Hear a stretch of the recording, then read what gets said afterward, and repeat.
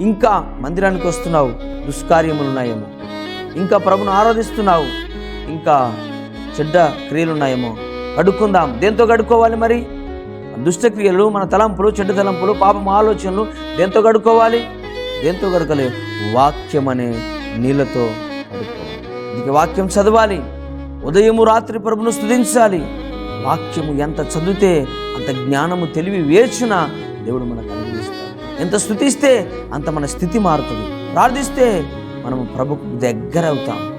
మనము స్తుతిస్తాము కానీ ప్రభు మనతో ఉండదు. ఎందుకంటే మనము ఉన్న పాటన దేవునికి సమర్పించుకొని స్తుతించమండి.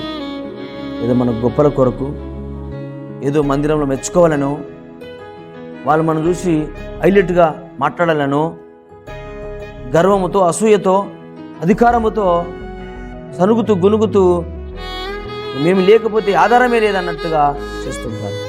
కానీ ఈరోజు దేవుడు నిన్ను చూస్తున్నాడు.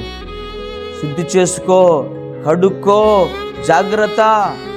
నీ క్రియలు, నా క్రియలు ఖచ్చితంగా దేవునికి కనబడతాయి.